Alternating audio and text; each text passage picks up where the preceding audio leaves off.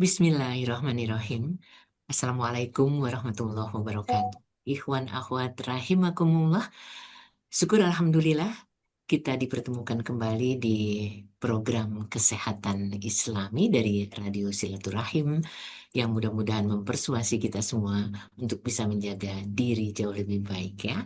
Dan tidak lupa tentu saja salam selawat kita lantunkan untuk junjungan umat kekasih kita Muhammad Rasulullah Sallallahu Alaihi Wasallam. Semoga kelak kita mendapatkan syafaat beliau dan dipertemukan dengan beliau di saat yang sangat kita rindukan di yaumil akhir.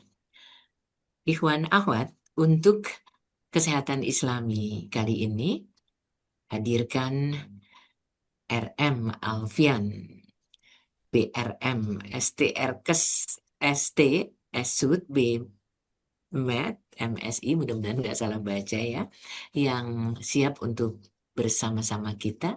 Tadi sebelum mulai, informasi yang saya terima adalah kita bahas terapi lintah herbal Indonesia dan pengobatan Cina untuk khususnya adalah mengatasi stagnasi darah dan pemulihan pasca stroke.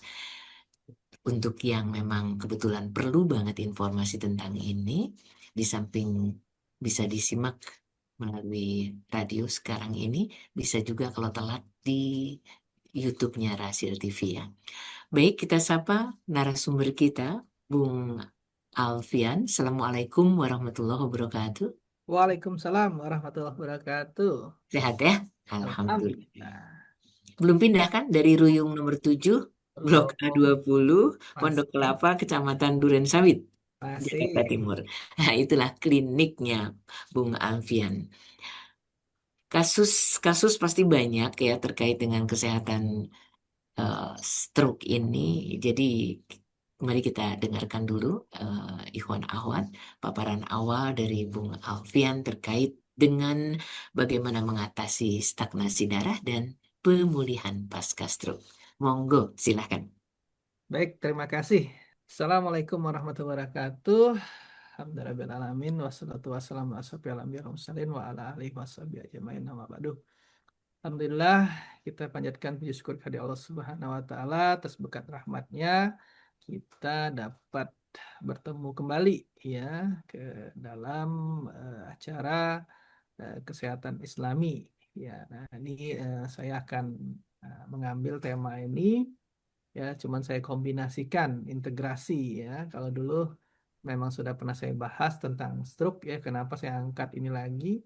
Karena Mhm. kemarin ada pasien saya 36 stroke ya. Nah, saya angkat lagi tapi saya komunikasikan dengan TCM ya, herbal dan lintah ya. Jadi karena saya ngambil juga sekolah di Jiangxi University ya, mudah-mudahan kalau di accept saya ngambil doktoral lagi di Jiangxi. Jadi ada dua S3 ya di Indonesia dan di luar. Yang di luar lagi submit tapi belum tahu di ACC atau enggak karena beasiswa. Mudah-mudahan dapat. Amin, amin. Amin. Nah, ini ada eh, daftar isinya ya, kontennya. Kita akan bahas tentang apa itu stagnasi dalam TCM dan modern, sejarah terapi lintah, mekanisme TCM dan barat, ya, manfaat dari terapi lintah berdasarkan evidence base, ya, berdasarkan jurnal, efek samping, resiko, kontraindikasi utama, dan patologi, patofisiologi dari barat ya tentang stroke dan kalau TCM itu sindrom ya. Jadi kita harus tahu dulu kalau medis barat menggunakan patofisiologi, sedangkan TCM ini menggunakan sindrom ya. Dan herbal apa yang bisa membantu untuk stagnasi darah ya. Kalau di TCM itu namanya stagnasi darah ya, sebenarnya sumbatan pembuluh darah ya, dan stroke. Nah, terus kita berdasarkan diferensiasi sindrom tentang stagnasi darah, terus rencana terapi kombinasi ya, terus integrasinya ya antara TCM, herbal Indonesia dan medis modern ya. Nah, perspektif dari TCM ya, TCM ini Traditional Chinese Medicine ya atau Shui Yu ya. Nah, ini definisinya adalah stagnasi darah. Ya, apa itu stagnasi darah? Aliran qi dan darah terhambat di meridian atau organ ya. Jadi kalau di TCM itu ada meridian, ada organ, ada kolateral ya. Nah, penyebab utamanya trauma ya, dingin ya. Nah, kalau TCM ini beda ya dengan patofisiologi ya. Kalau kita kan emboli ya, arteriosklerosis ya. Nah, kalau dia berdasarkan diferensiasi sindrom ya. Nah, jadi trauma, dingin, panas ya, emosi stagnan ya, atau liver qi stagnasi ya, defisiensi qi ya, defisiensi qi itu turun ya, atau defisiensi yang tuh yang bikin kita semangat ya, eh apa ya, menggebu-gebu ya, nah itu yang ya. Atau dahak tan yang memblokir ya, nah itu juga bisa menjadikan stagnasi darah ya kalau dari TCM. Makanya saya gali TCM dengan medis barat ya. Tapi kalau kita belajar kita harus nolkan, nggak bisa kita gabung-gabungkan ya, berbeda dia arahnya. Kalau medis barat itu dia patofisiologi menjadi farmakologi. Kalau si TCM ya, dia diferensiasi sindrom menjadi sindrom. Nah, nanti pengobatannya berdasarkan sindrom ya itu. Nah, manifestasi klasik ya kalau di TCM, nyeri tajam, menetap, diperparah tekanan, kulit kebiruan, ungu, lidah keunguan, ada PTC atau merah keunguan ya, nadi copi itu nadi yang kita rasakan apa ya, kayak tersendet-sendet ya. Nah, itu. Nah, makanya kalau di TCM itu pemeriksaannya kan nadi, lidah ya, sen ya. Terus pemeriksaan fisik ya, dia lihat lidah, buka dulu lidahnya biru nggak ya. Terus dia nadi ya, Chun Kuan-che ya, ada nggak dia nadinya copi ya. Nah, itu dari TCM ya. Kalau kita kan dari lab ya biasanya ya, atau dari CT scan ya. Nah, prinsip terapinya adalah Huo Shui Chiu ya, menggerakkan darah dan menghilangkan stasis ya, membuka kolateral, menormalkan Qi. Nah, tadi saya sudah sebutkan ada meridian, ada kolateral yang menghubungkan Changfu organ ya. Changfu organ itu organ tubuh kita, ada organ padat dan organ yang hollow. Hollow itu apa ya? Berongga ya. Nah, untuk menormalkan Qi. Nah, jadi bahasanya memang agak membingungkan kalau yang baru belajar ya. Tapi nggak apa-apa ya, kalau di kepala saya ada barat, ada TCM ya, ada herbal medik, ada fisioterapi ya, nambah lagi nanti ya. Jadi nyambung-nyambung ya. Nah, definisinya stagnasi darah itu karena ada gangguan hemodinamik atau trombosis ya kalau dari kedokteran modern ya. Nah, tadi kita dengan TCM, ini kedokteran modern ya, atau medis barat ya. Adanya emboli, mikrosirkulasi jelek, ya, stasis vena terkait faktor aterosklerosis, hiperviskositas, ya, kentalan darah, ya, imobilisasi, fibrin yang berlebih, ya, agregasi trombosit tinggi. Nah, ini menyebabkan dia terjadilah stagnasi darah atau tersumbat, ya. Nah, ini dari medis barat, ya. Tapi panjang lagi sebenarnya kalau mau dijelaskan bagaimana terjadinya sumbatan pembuluh darah ya, dari endotelnya sudah rapuh atau dia merenggang ya. Nah, itu dari terbentuklah plak ya, terus terbentuk trombos ya. Itu panjang ya kalau dijelaskan, tapi sudah pernah saya jelaskan di sebelum-sebelumnya ya. Jadi kita maju ke depan ya. Nah, kita bisa gunakan terapi lintah herbal untuk mempelancar darah ya. Tujuan kita untuk keluhan stroke ya. Nah, ini ada sejarah terapi lintah ya. Sebenarnya kalau di kitab Dadarut Nasi itu ada ya, Nabi Ayub dia sakit, satunya apa tuh ulatnya ya, jatuh ke tanah menjadi lintah, satu menjadi eh, lebah. Nah, tapi saya garis besar ini dari sejarah modern ya saya ambil ya. Nah, Mesir kuno digunakan di Mesir kuno untuk penggunaan lintah untuk mengeluarkan darah. Saat Yunani dan Romawi, Hippocrates dan Galen memakai untuk bloodletting ya, untuk pengeluaran darah ya, untuk menyeimbangkan empat humor ya kalau dia bilang ya. Nah, di India Ayurveda juga digunakan. Saya waktu itu ke India menjadi narasumber internasional, saya lihat di sana ada ya. Nah, teks guru kata Samhita merekomendasikan lintah untuk penyakit kulit, nyeri, muskuloskeletal dan lain-lain. Nah, di TCM klasik pun juga ada ya. Ternyata di TCM itu dia menggunakan obat di oral, dibikin obat untuk dimakan ya, lintahnya dibikin obat ya. Dia obat hewan atau suice ya, suice ya. Dalam kitab Senon Bencao Jing ya. Kitabnya itu banyak, kitab klasiknya ya. Nah, Eropa abad 18-19, puncak Leeds mania 1825 sampai 1850. Kemudian hilang, merosot ya. Terus di era modern, Leeds kembali terapi lintah, Leeds ini lintah ya, sebagai alat surgery ya untuk mengatasi venous congestion. Nah, ini di UI pun kemarin ada ya yang melakukan penelitian tentang lintah. Kemarin juga saya diminta oleh prof saya untuk ngambil ya, cuman kebetulan saya sudah ngambil S3 di tempat lain ya.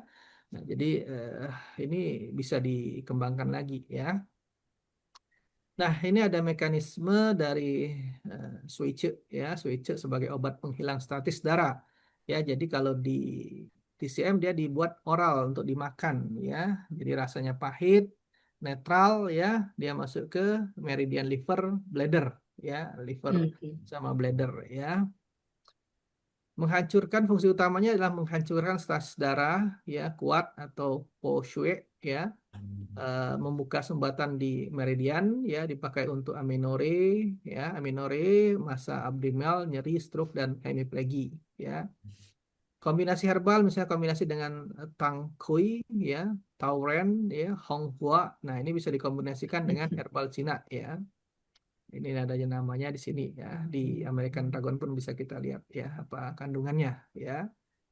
Nah, ini ada komponen dari lintah, itu ada hirudin, ya antikoagulan yang kuat, ya makanya kita terapi lintah itu masih keluar darah, ya, menghambat adisi platelet. Nah, makanya dia tidak cepat ngental, ya.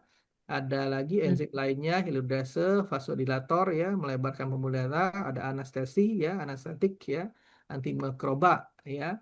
Nah, efek fisiologisnya dia bisa menurunkan viskositas lokal. Jadi dia bisa menurunkan kekentalan darah, mengencerkan darah, ya, mengurangi tekanan vena, ya. Jadi makanya kalau kita sudah habis di terapi lintah tuh tensi kita turun, ya, rileks, ya, meningkatkan mikrosirkulasi ya. Nah, darah itu membawa nutrisi dan oksigen ya, semakin meningkat darah tersebut ya lebih enak ya aliran balik vena pada flap dan replatasi. Nah, makanya orang-orang yang ada varises bisa kita gunakan ya. Kemarin anak saya dia kena jatuh dumbbell ya, kakinya biru langsung udah kan hematomnya lama itu kan, saya bilang kasih lintah aja udah hilang ya, karena dia bekuan darah tuh bisa cepet banget ya itu. Kalau enggak dia kan darah beku di dalam ya jadi busuk ya. Mhm.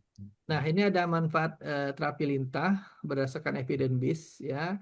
Di sini ada venous congestion atau pasca bedah plastik dan rekonstruksi ya. Di sini ada jurnalnya, dibuka aja ya.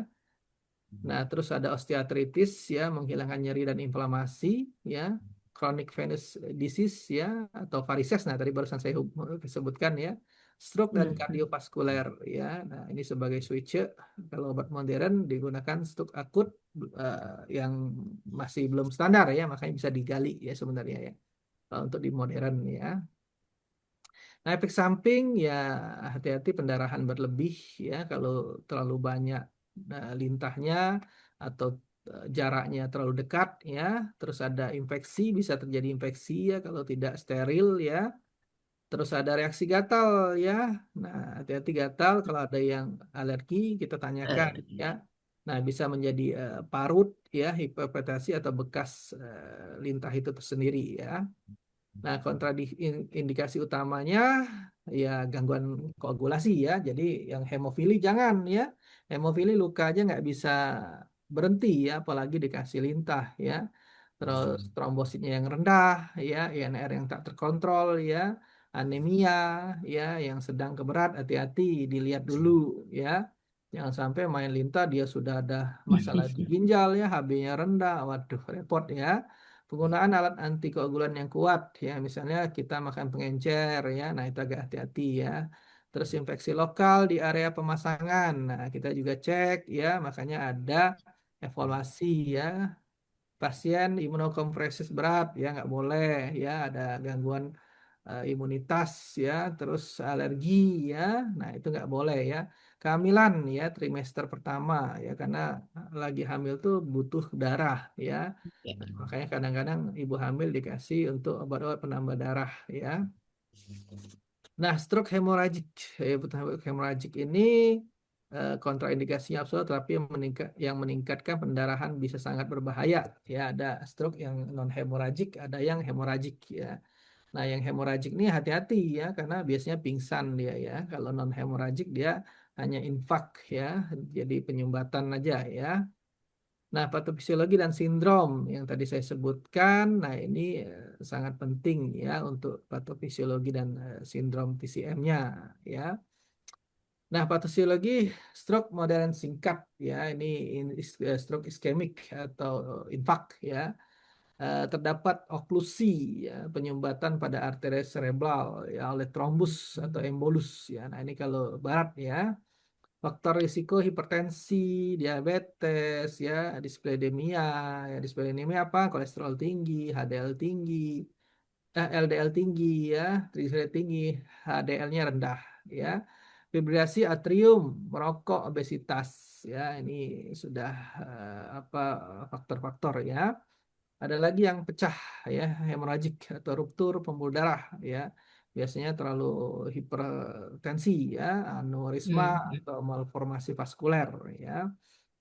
Nah, mekanismenya terjadi iskemik, penurunan ATP ya, kegagalan pompa ion, terjadilah eksitosis glutamat, stres oksidatif, terjadilah. Nah, ini ada ringkasan terjadinya mekanisme ya, kerusakan pada endotel ya, terjadilah apoptosis atau nekrosis sel saraf ya. Jadi sel sarafnya mati ya karena kurang pasokan oksigen ya, darahnya kesumbat ya. Makanya kalau orang stroke itu mengganggu mobilisasinya ya, gerakannya ya, sebelah kanan otaknya, sebelah kiri kena ya, dia bersilang biasanya. Bisa juga dia afasia ya, pelok, nggak bisa ngomong ya, macam-macam ya. Itu kalau manifestasinya, karena otak ini prosesor ya. Kalau kena ya pasti anggota tubuh bermasalah ya. Nah, pada TCM ini ada mekanismenya namanya Chongfeng. Ya, Chongfeng ini stroke ya. Nah, kalau stroke berdasarkan TCM, nah ini harus kita bedakan ya. Jangan kita masukkan yang patofisiologi ya. Nanti mabok ya. Nanti agak berpikirnya agak beda ya. Nah, dia ada konsep ya, stroke itu karena liver yang rising ya. Jadi terlalu naik ya dengan angin internal dan stasis darah ya. Jadi Hmm. mendadak hemiplegi ya, ini onsetnya ya, mendadak hemiplegi, langsung kelumpuhan, pusing, muka merah karena naik ya, terlalu rising ya, terlalu naik yangnya ya. Mudah marah, nyeri kepala berat, lidah merah, keunguan dengan selaput kuning ya. Nah, itu sudah masuk ke internal biasanya ya. Nadisian ya, nadisian itu tegang ya. Nah, ada lagi akibat dari stagnasi darah menyumbat kolateral ya. Nah, ini hemiplagi menetap setelah fase akut ya, nyeri menusuk di badan, ekstremitas, kesemutan, wajah atau anggota gerak keumuman, lidah ungu gelap dengan bercak nadi se ya atau choppy yang tadi ya. Stop-stop Iya. ya ya. Nah, ini ada 4 mekanisme kalau dari si TCM ya, 4 ya, ya benar ya. Nah, kalau ada lagi satu lagi flame heat ya. Flame heat ini dahak panas ya, apa menghambat meridian ya. Jadi hemiplagi, bicara pelok, dada berat, banyak dahak ya, obesitas, lidah bermos tebal ya, licin ya, nadi huak ya. Nah, ada lagi defisiensi Ci ya dan darah dengan angin yang mengambang. Nah, ini biasanya pucat ya, lemah, mudah lelah ya, biasanya pelan ya. Sedikit cairan ya, jadinya syuk ya, jadi defisien ya, mengadakan defisien. Nah, jadi kalau di TCM ada 4 mekanisme ya terjadinya stroke ya, liver yang, flame heat ya, stagnasi darah, defisiensi C dan darah ya. Nah, herbal Indonesia yang kita gunakan ya, saya ngambil herbal Indonesia karena herbal Indonesia gampang dicari ya dan bisa eh, dibuat untuk sifat rasa masuk meridian kemana ya, karena sudah banyak ya untuk ke TCM ya. Nah, ada kurkumin ya, kurkumin sudah pada tahu ya. Nah, ini ada kunyit ya. Nah, dia efeknya Hmm. apa? Antiinflamasi kuat ya, bisa untuk COX-2 ya. Biasanya kalau orang inflamasi itu pasti mekanismenya pada jalur siklooksinasi 2 ya. bisa memodulasi trombosit, menghambat aktivasi dan agregasi trombosit serta beberapa jalur koagulasi. Jadi dia bisa mengencerkan ya, jadi dia bisa menghambat ya, makanya jahe itu bisa jahe kunyit ya, kunyit itu bisa mengencerkan ya, dia bisa menghambat ya pengentalan darah ya, jalurnya koagulasi ya. Nah, relevansinya apa? Terus membantu mengurangi peradangan vaskuler ya, karena pasti ada masalah di endotel itu pasti ada inflamasi. Makanya makrofag ikut masuk ke endotel menjadi sel foam ya. Nah, disitulah terjadilah pengurangan peradangan vaskuler ya dan resiko trombosis ya. Trombosis itu resiko dia menjadikan plak ya, menjadikan koagulan atau emboli ya, atau dia nanti sudah ketarik ruptur, nah terbentuk trombosis dia bisa menahan di situ ya. Nah, studi pada sehat menunjukkan tidak secara signifikan meningkatkan risiko pendarahan bila digunakan dalam dosis wajar. Jadi nggak boleh kalau dosis wajar aman ya, tapi kalau dosisnya tinggi ya harus hati-hati ya. Nah, ada lagi jahe ya. Nah, jahe pada tahu semua kan ginger roll, sagol di China pun sudah banyak digunakan jahe ini ya, malah untuk moxa dragon ya. Nah, dia memang untuk melancarkan aliran darah, antiinflamasi ya, anti platelet ya. Nah, ini ada vasodilatasi ya, melebarkan pembuluh darah, antioksidan ya. Nah, di mana bisa mengurangi agregasi trombosit ya, memperbaiki mikrosirkulasi. Nah, ini sangat banyak dipakai ya. Moxa dragon itu dipakai di perut, dipakai ke tulang belakang ya, di rumah sakit ya, kita waktu itu langsung ke rumah sakit ya, rumah sakit Jiangxi Hospital ya. Nah, ada lagi bawang putih ya, alisin ya, Allium sativum ya, efeknya antiplatelet ya, antihipertensi, polipidemic, antioksidan. Nah, antiplatelet mengencerkan darah, bisa menurunkan tensi, bisa menurunkan kolesterol total, kolesterol jahat ya, trigliserid ya, antioksidan ya. Relevansinya apa ya, nah dia bisa menurunkan faktor hipertensi ya, kalau hipertensi tinggi kan bisa pecah ya, dan dia bisa untuk aktivasi trombosit ya, anti plak ya juga. Nah, jadi makanya bawang putih bisa digunakan ya. Nah, cuman kalau ada yang alergi dia jadi bau badan, terus dia juga ya, kalau bawang putih itu alergi bau badan, terus ke lambung ya, kalau nggak tahan ya, suka tajem dia ya. Nah, boleh kalau kita mau bikin black garlic ya, itu. Jadi baunya tak nggak terlalu tajem ya, dia kayak kenyal-kenyal, jadi hitam ya, itu. Bisa kita modifikasi ya, saya senang untuk modifikasi herbal tuh senang banget ya. Nah, terus ada lagi Centella asiatica atau pegagan ya. Nah, pegagan ini juga banyak sudah penelitiannya ya. Dia bisa meningkatkan mikrosirkulasi, neuropatek, neuroprotektif ya, memperbaiki fungsi kognitif pada beberapa studi kecil ya. Terapi tambahan pada fase rehabilitasi pasca stroke ya, untuk memori ya, untuk mood ya, karena dia memperbaiki kognitif ya. Dulu ada penelitian juga ke tikus ya, tikus itu dikasih pegagan, yang lain enggak ya, terus dikasih apa saya lupa ya. Nah, nanti dia ke labirin ya. Nah, si tikus yang pakai pegagan ini lebih pintar dia mencapai tempat yang diinginkan ya. Jadi ada labirin, ada makanan, dia pintar ya, dia tidak nyasar ya itu. Nah, ada lagi Sambiloto ya. Sambiloto sudah pada tahu semua ya, antiinflamasi, bisa meningkatkan imunitas, imunomodulator ya. Juga ada antioksidan ya untuk vaskulernya ya. Jadi pembuluh darah kita itu tidak rapuh ya. Nah, relevansinya dia bisa menekan inflamasi sistemik yang berkontribusi pada arteriosklerosis ya. Jadi dia menekan ya, bisa, cuman hati-hati bagi yang tensinya tinggi, rendah ya, dia bisa langsung drop ya. Nggak boleh juga ya. Nah, ada kombinasi herbal ya, itu ada kunyit, jahe, bawang putih, pegagan, dan mengkudu ya. Mengkudu juga pada tahu kan, kalau yang mudanya enak ya, kalau yang sudah tua agak bau ya. Itu jadi bisa pakai yang muda ya.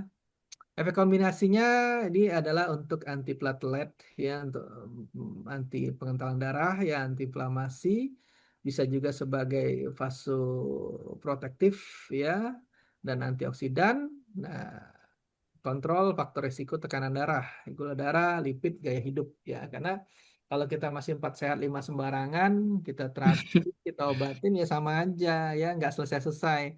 Masuk keluar.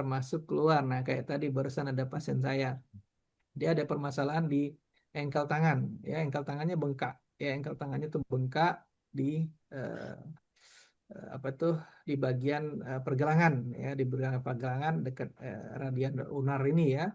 Nah, Mhm. itu bengkak. Jadi dia nggak bisa untuk fleksi, ekstensi, ya, eksternal rotasi, ya, endorotasi itu nggak bisa, ya. Minggu kemarin ya datang. Nah, ini minggu kedua ya. Ya udahlah, saya udah tahu kan, pasti overuse nih. Saya tanyain overuse apa? Bener, jadi badminton ya. Terus dia suka ngulen ya, dia bisnisnya frozen food apa ya. Jadi suka nguleni ya. Nah, jadi overuse ya. Nah, saya tebak ya artritis ya. Karena ada bengkak, ada peradangan, terus apa untuk mobilisasinya nggak bisa fleksi ekstensinya. Nah, ini kita masuk ke fisioterapi. Jadi otak Mhm. sini sudah ke fisioterapi ya.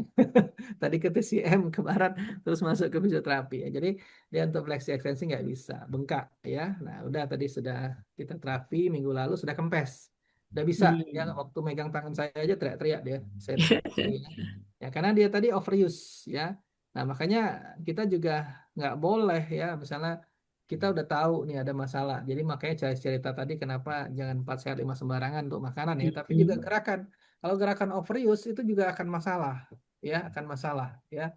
Nah, akhirnya artritis ya. Nah, sudah bisa ya, sudah kempes, sudah bisa dia ini tapi belum maksimum, tapi udah nggak sakit ya itu. Nah, jadi olahraga itu bikin kita sehat ya, bukan kita sakit ya. Kalau sakit jangan ya. Oke. Nah, ini ada diferensiasi sindrom, stagnasi darah, dan rancangan terapi kombinasi ya. Bagaimana kita untuk mengkombinasinya ya. Saya tuh kadang-kadang ngajar siswa ya, jadi untuk praktek ya, untuk mereka paham ya. Nah, ini bagus sekali ya sebenarnya ya, karena belum ada yang mengajar seperti ini ya. Karena ya itulah kelebihan kalau kita kuliah banyak, kita bisa kombinasikan yang mana penting, yang Mhm. mana kita bisa butuhkan ya. Biasanya kan kalau orang kan satu-satu aja. Nah, ini bisa kita kombinasikan ya. Ya, saya senang tuh nambah-nambah ilmu ya itu. Nah, ini ada eh, contoh tabel diferensiasi ya. Ada sindrom stagnasi darah menyumbat kolateral ya pasca stroke. Gejala kuncinya adalah hemiplegia. Hemiplegia itu kelumpuhan sebelah ya, menetap, nyeri menusuk, kesemutan, warna keunguan di lidah ya, nadi copi ya. Prinsipnya melancarkan kolateral ya, yang tadi ya, oh shue, shiu, yu, tong, po ya. Nah, intervensi TCM-nya adalah menggunakan oral switch. Switch ini lintah ya, lintah dikonsumsi ya, dimakan, tapi sudah dibentuk obat ya. Jadi bukan lintahnya langsung enggak ya. Sudah dibentuk obat ya. Nah, dalam formula, nah bisa ditambahkan dengan tangkui ya, chuan xiang, tauren ya, hongqua, Niushi ya dan lain-lain ya, boleh ditambahkan akupuntur, tuina, qigong ya. Akupuntur boleh ya. Akupuntur ini banyak untuk sirkulasi darah, untuk menaikkan qi ya. Nah, bisa juga dengan tuina ya, tuina untuk muscle ototnya supaya kalau misalnya ada yang flaccid atau yang apa spastik ya. Nah, utama spastik ya, dia mengendorkan ya karena ada struktur yang spastik ya, ada yang flaccid ya. Nah, kalau yang flaccid itu biasanya menggunakan elektroakupuntur ya kalau kita belajar di Jiangxi Hospital ya. Nah, Qigong boleh ya, Qigong ya, kita relaksasi ya, ambil tarik nafas ya, gerakan ya untuk pasca stroke ya, sangat bagus ya. Dulu saya pengen banget tuh bikin komunitasnya, cuman nggak sempat lagi waktunya. Kalau rencana tadi masuk semua, bisa 3 paralel saya kuliah Mbak Nuning. Uh-oh. Tinggal nunggu 2 ini ya. Kalau yang satu sudah jalan ya, doktornya udah jalan ya, satu UTS sudah ya. Yang Mhm. 2 lagi menyusul gitu. Ya kita nanti lihat aja. Karena waktunya sudah kadang-kadang udah nggak fokus lagi ya, karena terlalu banyak udah ya.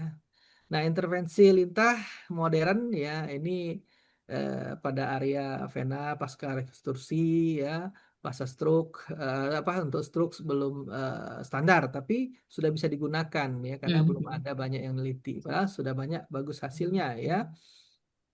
Rencana saya untuk riset ya, makanya kan kemarin ada dana riset, nah saya pengen gunakan ini ya. Kunyit, jahe, bawang putih, pegangan dalam dosis aman, memperhatikan interaksi obat ya, karena dia mengencerkan darah. Kita lihat kalau orang-orang stroke kan biasanya menggunakan pengencer darah ya, dan Mhm. pengencer darahnya bukan satu ya, tapi dua biasanya ya. Nah itu hati-hati ya dilihat ya. Nah, ini ada sindrom Plumstead ya atau dahak panas ya yang menghambat meridian. Nah, ini lebih kuat dengan herbal dan akupuntur ya untuk menghilangkan dahak pembersih panas, bukan lintah ya. Mhm. Jadi lintah itu bukan pilihan utama kalau stroke akibat ini. Ya kan di TCM itu ada 4 tadi ya. Nah, kalau stroke akibat Plumstead dia gunakan dengan herbal dan akupuntur lebih efektif ya atau tambah moksa ya lebih efektif ya. Nah, tapi kalau yang karena darah ya itu bisa defisiensi C dan darah juga ya karena lintah ini kan dia mengambil darah. Kalau sudah defisiensi tambah bahaya ya. Makanya kita gunakan herbal ya, fokus tonify ya atau tonifikasi. Bisa kita gunakan ginseng, astragalus ya, kurma merah. Kurma merah itu apa sih namanya kok saya lupa ya. Woji apa ya pokoknya ada namanya di sana ya makanan bergizi ya. Nah kalau terapi lintah bisa memperburuk ya jadi yang kondisi dua dari sindrom dua ini Lemhit dan defisiensi cidara nggak boleh lintah ya tidak utama ya bahaya ya malah ya. Nah kalau yang dua tadi boleh liver sama stagnasi itu boleh digunakan ya. Nah ini ada integrasi TCM Herbal Indonesia dan medis modern ya ini terakhir ya. Nah, poin kesimpulannya apa sih gitu kan? Terapi memiliki sejarah panjang dan kini mendapatkan tempat dalam medis modern ya, sudah banyak Mhm. ya evidence base-nya ya. Eh, Herbal Indonesia memiliki efek antiplatelet, antiinflamasi dan vasoprotektif ya untuk melebarkan pembuluh darah, untuk mengencerkan darah, untuk antiinflamasi. Diferensiasi sindrom TCM membantu untuk mempersonalisasi terapi berdasarkan pola stasis darah flame heat, liver yang rising atau defisiensi Qi dan blood ya. TCM dan lintah dikatakan sebagai obat kuat untuk memecah stasis darah Mhm. ya. Di kesimpulannya sudah bisa untuk menggunakan stasis darah ya.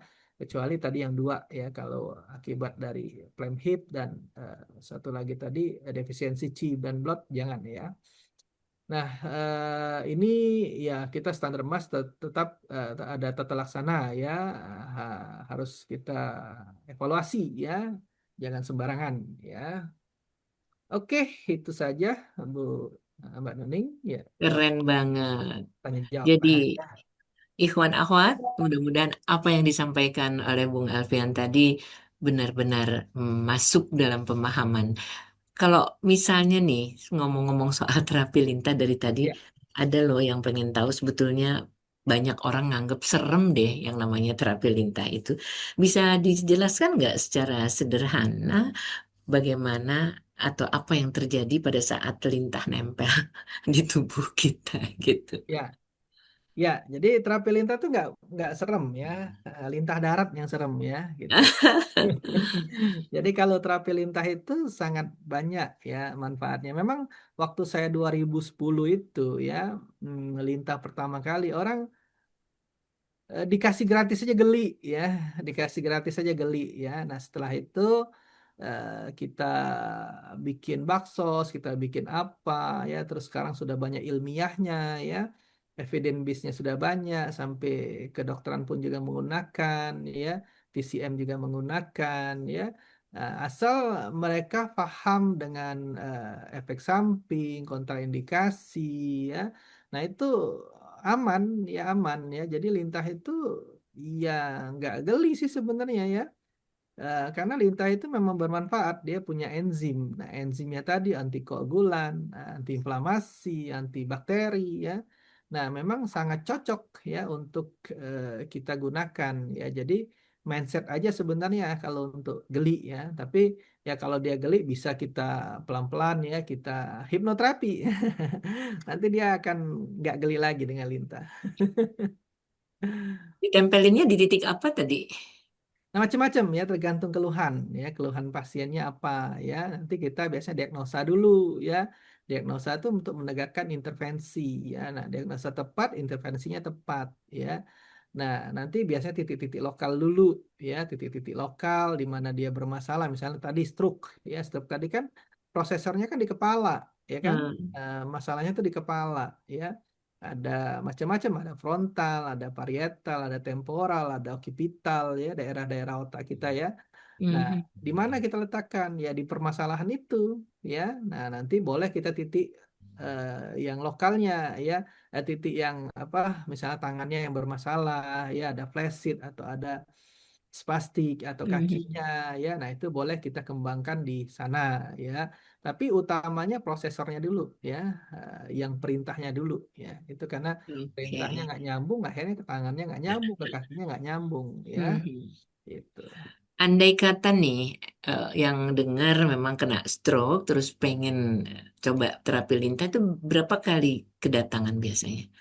Ya, kalau Baru untuk teratasi. keluhan itu seminggu sekali biasanya kita terapi itu seminggu sekali ya. Aha. Tapi kita lihat dulu HB-nya ya apakah cocok ya. Terus psikisnya. Kadang orang takut dengan lintah, kita pasang lintah bisa pingsan nanti. Ya, jadi kita harus lihat dulu pasiennya ya. Nah, keluhannya apa ya, kita sesuaikan ya. Jadi nanti kita jelaskan. Biasanya saya jelaskan apa dan kita perlu menjelaskan itu wajib menjelaskan ke pasien ya untuk keluhan dia ya, apalagi dia kalau bawa lab kita kasih tahu ya misalnya ya. Nah itu sangat penting ya. Nah baru kita Mhm. menegakkan diagnosa. Sudah diagnosa kita intervensi ya. Nah intervensi itu biasanya kalau lintah itu normalnya seminggu sekali ya, lebih efektif ya, tapi jangan jauh karena dia terlalu lama dia ngantel lagi biasanya. Nah, Oke. At least seminggu sekali lah ya, ya. minggu sekali. Masalah berapa minggu kemudian baru kelihatan hasilnya itu belum pasti karena beda-beda satu sama Ya, lain. beda-beda keluhan. Oke. Ya, Nah, terkait dengan stroke yang sedang jadi bahasan kita ini, kan tadi dari beberapa yang disampaikan, stroke bisa dicegah dari dapur. Oke, kalau soal bawang putih, kunyit, dan jahe. Tapi kalau soal menu harian nih, sarannya apa? ya, kan stroke ini bisa karena orang diabetesnya tinggi, ya, karena Mhm. hipertensi, ya, akhirnya rapuh endotelnya, ya, karena 4 sehat 5 sembarangan, ya. Nah, ini harus memang dari dalam inputnya dulu. Kalau inputnya masih dia 4 sehat 5 sembarangan ya agak susah, ya. Kita obatin dia masih makan yang macem-macem ya, udahlah ada terapi lintah juga hajar. Nah itu nggak boleh ya. Nggak boleh ya, jadi harus kita misalnya dia karena kolesterol ya berarti kita hindarkan makanan-makanan yang berlemak, misalnya udang, kerang, cumi, kepiting ya, seafood ya, atau kuning telur ya, atau apalagi duren ya, keju, coklat, nasi uduk, mentega ya, martabak ya. Nah itu sudah mulai kurangin ya. Kalau Enak-enak gula semua tuh. kan masih ada makanan sehat yang lain ya. Itu makanan sehat yang lain itu bagus ya. Nah jadi banyak yang kita bisa cari yang lain, misalnya ayam bisa, ikan bisa ya. Masih banyak kok gitu kan. Nah kalau misalnya dia diabetes ya berarti dia udah hindarin yang manis-manis ya. Nah, jadi dia sudah makannya nggak boleh manis-manis, ganti stevia ya, Mhm. ganti apalagi ya kayu manis ya, apalagi orang sudah manis kan nggak perlu manis lagi kan itu. Makan sambil ngaca. Nah, Iya, terus iya, iya. tepung-tepung dia kurangi, nasinya ganti dengan porang ya. Bisa banyak lah macam-macam ya kalau memang dia pengen ikhtiar sembuh ya. Jadi biasanya saya jelaskan ya makanannya apa, pantangannya apa, sarannya apa, itu saya jelaskan detail biasanya. Jadi dia untuk PR dia di rumah ya. Kalau Mhm. nggak kasih PR di rumah, kadang-kadang dia nggak tahu makan apa. Banyak itu yang nggak tahu ya. Nah, dengan kita, kalau saya bikin perinan nih, perinan saran dan pantangan ya. Nah, itu biasa saya kasih ya supaya dia ingat ya. Kalau kita ngomong doang dia nggak jatuh lupa ya. Kalau itu dia bisa tempel di kulkas, tempel di mana, udah nggak mungkin dia lupa ya. Kecuali dia cari ayat pembenaran ya. Nah, susah. Jadi ditempelin di depan pintu kulkas tuh penting banget ya, Penting, karena penting. Pas dia mau buka kan dia mikir lagi kan. benar-benar. Terkait dengan herbal nih ya, yang sering dikombinasikan dengan pengobatan dari Cina, seperti yang juga tadi sudah disebutkan itu, eh, kombinasi yang amannya seperti apa? Apalagi ini kalau untuk orang tua, karena terus terang untuk mengkombinasikan obat-obat yang standar dengan dari apotik dengan herbal aja mesti mikir. Nah, terkait dengan ini gimana penjelasannya? Ya, makanya kita belajar herbal itu ada ada eh, apa tuh? eh ada efek ya dari obat Mhm. ketemu obat ya. Jadi jadi kita tuh ada belajar bagaimana apa tuh interaksi herbal Iya. herbal ya, herbal dengan obat ya, herbal dengan makanan itu ada interaksi ya, makanya kita harus belajar interaksi herbal ya. Nah, kadang-kadang ada herbal yang berinteraksi dengan antikoagulan tadi ya, hati-hati. Hmm. Makanya ya memang harus ke yang lebih paham ya, yang lebih paham farmakologi dari herbal tersebut ya. Kalau TCM kita menggunakan sindrom ya. Nah, jangan sampai kita gabungkan dia pendarahan misalnya ya. Kita gabungkan dia ada masalah mah ya. Nah, jadi ada pantangan-pantangan ya. Apalagi orang struktur pasti makan pengencer ya. Kadang dua ya. Terus ada juga obat tensi ya. Ada lagi Mhm. obat kolesterol. Ada lagi obat gula ya. Apalagi ada lagi obat gula, kolesterol, mengencer, ya, apalagi obat vitamin ya, biasanya Mhm. dikasih ya untuk saraf biasanya ya. Nah itu kita lihat dulu ya. Nah ini bisa nggak dikombinasi, bisa nggak diselang waktunya ya. Nah ini harus kita informasikan ke pasien tersebut ya. Ya. Nah jadi lebih aman ya, lebih aman gitu. Jadi memang perlu perhitungan dan pertimbangan Ya jarak ya aman ya, tadi. Ya, harus oke. harus ya, wajib ya itu. Ini ngomong-ngomong nih, kalau orang udah terlanjur stroke, udah kena stroke, ya kan? Itu Nah, kalau pengen ikutan terapi herbal atau lintah itu jarak setelah terkena stroke, waktunya adakah setelah keluar dari rumah sakit ya, misalnya? ya, Atau jadi kalau ya, oke, lanjut. maksudnya Apa-apa? harus nunggu dulu gitu, beberapa lama gitu, baru boleh dengan pengobatan ini?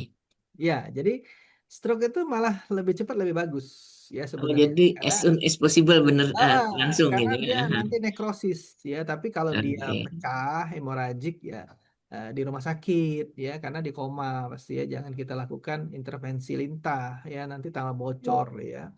Nah, Mhm. tapi sudah pasca stroke itu sudah aman ya, malah kita bisa bantu ya supaya tekanan darahnya tidak tinggi untuk ke kepala ya, supaya dia turun ya tensionnya ya. Nah, lebih cepat lebih baik karena kalau otak itu mati nekrosis rusak jaringannya. Kalau jantung dia bisa bikin pembuluh darah kecil-kecil ya. Nah, dia Mhm. bisa bikin angiogenesis ya, pembuluh darah baru ya. Tapi kalau otak dimaksimumkan yang ada ya itu ya. Kalau ada nih dari pendengar yang pernah menyampaikan, eh, seperti misalnya sudah pakai jahe, sudah minum kunyit juga, kunyit asam, Mm-mm. juga sudah dengan temulawak. Mm-mm. Em, ini hal jamu-jamu yang rutin diminum ini cukupkah untuk menjaga diri atau mungkin perlu ditambah lain tadi bawang putih ya? Ada Ya, yang lain makanya lagi? tergantung dia keluhan dia. Kalau dia untuk menjaga sudah cukup ya saya pikir ya. Eh, Tapi makanannya ya yang jangan juga lupa. harus dijaga. Kadang makanan juga hajar, herbal juga Hmm. hajar. Nah, jadi double-double ya akhirnya malah kuatan makanan ya. Ngiler terus kan. Iya, dan ini nggak bisa dinafikan ya bahwa dari Iya, dari makanan lah dari banyak yang makanan hilang itu gitu. utama makanan tuh ya. Itu. Oh ya, ada beberapa testimoni dari yang mengatakan bahwa kalau sudah terapi lintah bisa jalan lagi. Wow, perubahannya bisa kayak gini tuh gimana sih? Ya itu kan di YouTube saya banyak kan, di YouTube saya tuh buka aja yang stroke cepet ya. Tadi mekanismenya yang kita jelaskan ya. Dari Karena mekanisme itu ya. dari mekanismenya udah jelas dan itu ilmiah ya. Maka saya mau ngambil, malah saya kalau dana riset turun saya untuk bikin PhD yang di Jiangxi menggunakan lintah ya, rencana saya. Tapi saya lihat dulu Mhm. ya dia ke penyakit apa. Kalau memang dia bisa digunakan, saya akan mengusulkan proposal ya, karena lumayan. Maksudnya pas lumayan mahalnya itu pas di labnya, labnya itu Bu Ning, labnya kan nanti kan kita cek dengan lab ya kalau kita Mhm. PhD ya, nggak bisa kita begitu aja Nah, gitu begitu ya. aja nggak bisa ya, Mhm. namanya nanti kan luarannya kan Scopus ya, luarannya jurnal ya. Nah itu harus ada luaran, nggak bisa nggak ada luaran Iya. ya. Mhm. Kembali ke soal lintah nih. Mm-mm. Kalau untuk lintah yang biasa dan sejak tadi sudah kita bahas Mm. itu gimana ceritanya biar kita nggak geli gitu? Mungkin ada trik-trik tertentu gitu. Gilo kalau orang Jawa bilang.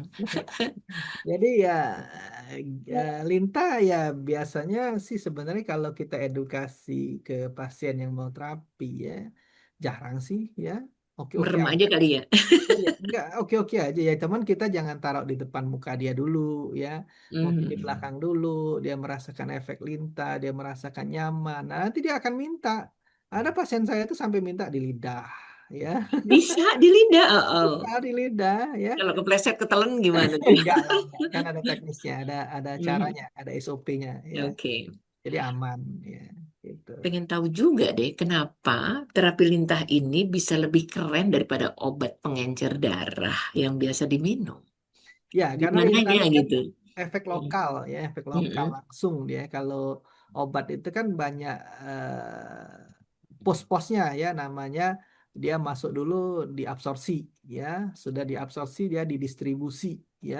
Setelah didistribusi ya maksudnya masuk dari mulut ya, masuk ke usus kan dia Mhm. diabsorpsi, didistribusi ya ke hepar ya, di metabolisme ya. Nah, baru diekskresi ya. Jadi banyak waktu paruh ya, waktu paruh ya. Jadi kalau kita belajar farmakokinetik ya, farmakodinamik. Nah, di situ. Jadi dia banyak waktunya ya. Nah, kalau Mhm. dia dengan lintah tuh lokal ya, lokal. Makanya dia cepat ya. Itu ya. Dia akan masuk ke dalam pembuluh darah ya, itu. Ya, itu bedanya ya. Lintah dengan pengobatan. Sementara banyak deh pendengar itu yang udah minum obat dokter pengencer darah itu, tapi masih kakinya berat, kesemutan. Itu bisa dijelasin nggak? Kok masih kakinya berat dan kesemutan gitu? Setelah apa tadi, Mbak Nani? Minum minum obat dokter Oh pengencer iya, darah. iya, karena dia nggak lokal tadi saya bilang kan kadang-kadang kan dia tuh kan karena stroke itu kan tangan dan kakinya bermasalah ya dan Mhm. dia nggak pernah gerakan karena dia sulit untuk menggerakkan ya untuk ngangkat aja susah ya akhirnya kan di situ kan terjadilah kesemutan baal ya lokal ya. Mhm. Nah, sarafnya juga keganggu saraf perifernya ya. Nah, akhirnya terjadilah koagulan ya, pengentalan darah di situ ya. Makanya rasanya tidak tidak berasa suka. Nah, pas kita lintah dia jadi berasa ya, Iya, karena iya. lancar lagi sirkulasi darahnya ya, itu. Ya, makanya ada yang bisa kita gunakan, ada yang enggak ya. Nah, makanya kalau obat kan menyeluruh ya. Nah, tapi kalau Mhm. terapi itu di lokal ya bisa kita lakukan. Prosesnya lebih cepat ya dengan Lebih cepat karena di karena. lokal ya. Aha. Terus kita kan ngomongin soal stagnasi darah tadi ya, darah kental. Itu Hmm. biasanya di usia berapa sih lebih banyak datang atau menyapa orang-orang di usia berapa? Kalau sekarang susah, Mbak Nuning. Sekarang tuh Anak muda mudah-mudahan. aja bisa kena ya? Iya, sekarang tuh pola hidup sih. Malah maaf ya, anak-anak zaman sekarang tuh banyak impoten ya. Nah, impoten itu kan karena aliran darahnya nggak lancar kan ke Mister P ya. Nah, itu karena makanan sekarang. Nah, apalagi ke otak ya. Makanya kemarin ada yang 36 ya, ada yang dua puluh Mhm. delapan ya. Kenapa? Ya karena itu ya, karena makanan tadi ya, pola hidupnya ya. Nah, makanya apalagi sekarang kan senangnya ya yang instan-instan ya, biar cepet ya. Nah, itu yang agak repot ya. Jarang orang yang mau Apalagi nggak usah masak, tinggal delivery. Aha. deliverynya yang mantap-mantap lagi, bukan yang sehat ya. Mhm. Iya, iya. Em, misalnya, ingin sekali mendampingi orang tua yang eh, berobat ke ini nih, ke Jalan Ruyung tadi itu, Mm-mm. ya kan? Apa saja yang perlu dipersiapkan? Selain tentu dompet dengan isinya sih. Ya, kalau ada hasil lab dibawa, ya ada CT Oh, scan hasil lab. dibawa, ya. Terus. Pokoknya yang diagnosa penunjang dibawa ada, ya kalau Mhm. ada ya, kalau nggak ada ya sudah nggak ada masalah. Nanti kita akan konsultasi, kita diagnosa ya. Nah, nanti kita baru intervensi apakah perlu atau enggak ya. Kita lihat ya kondisi si pasien ya. Tapi kalau ada diagnosa penunjang lebih bagus ya, lebih menambah ya, menambah informasi lebih detail ya itu. Mhm. Jadi kalau ada hasil lab, ada obat-obat yang diminum dibawa biar bisa dijadikan bahan Boleh, pertimbangan ya. boleh ya, boleh. Ah. Em, ini yang jadi pertanyaan dalam benak atau dalam hati kami semua tentu saja. Kira-kira range biayanya terapi lintah plus herbal ini em, untuk satu paket lah taruh kata ya. Itu bisa disebut angkanya nggak? Jadi kita tuh bukan paket, Mbak Nuni. Oh, Jadi per kita, kedatangan. ya kita tuh per kedatangan. Nanti kita diagnosa Aha. dulu ya. Nah, diagnosa itu menentukan intervensi. Kadang ada yang nggak perlu dipakai ya, kita nggak masukkan ya. Ada yang perlu kita masukkan. Misalnya herbal tadi, ya, oh dia ada di kombinasi ada diabetesnya, ada kolesterolnya, ya, ada yang lain misalnya. Nah, itu akan ada intervensi lain lagi ya. Tapi kalau dia tidak ada, misal standar cuman destruk, kumbatan ya. Nah, itu nggak banyak intervensi. Jadi nggak bisa disebutkan karena tergantung diagnosanya. Iya, iya. Heeh, gitu. Mudah, tapi nggak mudah juga dalam artian karena sudut pandang bagi kita nih yang kalau mau berobat maunya segera sembuh itu ya, ya, ntar dulu gitu. Dijelaskan, dijelaskan. Ya, kalau saya senang Hmm, saya hmm. jelaskan ya, karena Iya, iya. makanya kita perlu sekolah itu untuk kita paham ilmunya ya, safety pasien, terus ilmunya, etika ya, intervensinya apa yang kita gunakan. Ya, itu penting ya, karena itu wajib sekali ya, wajib sekali ya. Itu supaya kita pas ya untuk intervensinya ya. Gitu. Oke, sebelum kita lanjut dengan hal-hal yang lain, mungkin ada yang perlu ditambahkan terkait dengan bahasan kita. Bagaimana mengatasi stagnansi darah dan pemulihan pasca stroke ini. Silakan. Stroke itu kan permasalahan di prosesor ya. Kalau saya ngomongnya di prosesor ya, biar gampang orang Iya, orang oke. orang menebaknya. Karena kan kalau kita komputer prosesornya error sudah nggak bisa kerja, ya kan?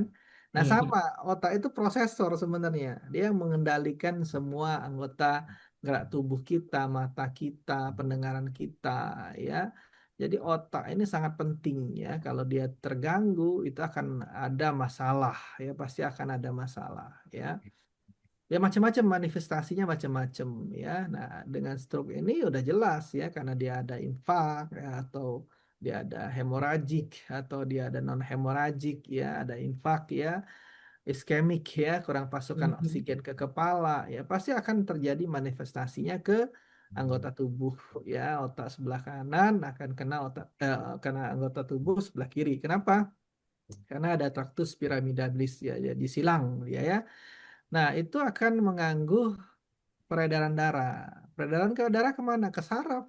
Ya, darah itu membawa nutrisi dan oksigen Mhm. ke saraf.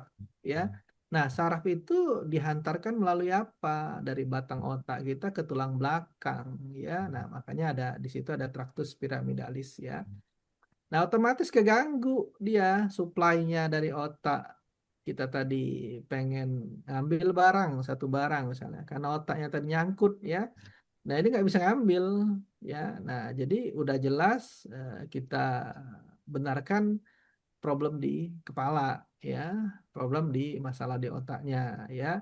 Nah, karena infak ya kita gunakan ya terapi tadi dan itu banyak banget saya di rumah sakit yang di Jiangxi itu ya. Hmm. Orang-orang Belpasi ya, orang-orang stroke ya, Belpasi sama stroke berbeda ya. Belpasi itu nerve Iya. dia saraf tapi dia mencong gitu ya. Tapi anggota tubuhnya aman ya. Nah, tapi kalau itu paling banyak karena dia dingin ya di sana ya. Terus juga heat stroke ya, heat stroke tadi karena terlalu panas ya. Nah, itu tensinya naik, banyak juga yang stroke ya. Nah, jadi eh, apa yang digunakan ya banyak karena kita praktek langsung di rumah sakit ya dari pagi sampai sore ya. Mhm. Berapa stase waktu itu ya. Banyak banget ya. Nah, waktu di stroke itu di pembuluh darah itu kardio kardio sama saraf ya waktu itu ya. Nah, itu sangat banyak Hmm. ya ilmu-ilmu yang kita bisa dapatkan ya. Nah, itu saya kombinasikan dengan ilmu yang ada di sini ya. Iya. Jadi luar biasa ya itu. Ngomong-ngomong, Hmm. kalau hukum terapi lintah menurut pandangan Islam seperti apa sih? Sebab ada juga sih yang pengen tahu. Ya, kalau lintah darat ya nggak boleh. Iya, jauh lah itu. Ya kalau selama untuk pengobatan boleh Mbak Nening setahu saya Gitu ya. ya. Nah, Oke. karena pengobatan itu kan utama ya orang yang Hmm. yang yang misalnya darurat aja yang bukan lintah aja bisa digunakan ya. Tapi ini lintah ini nggak ada problem ya.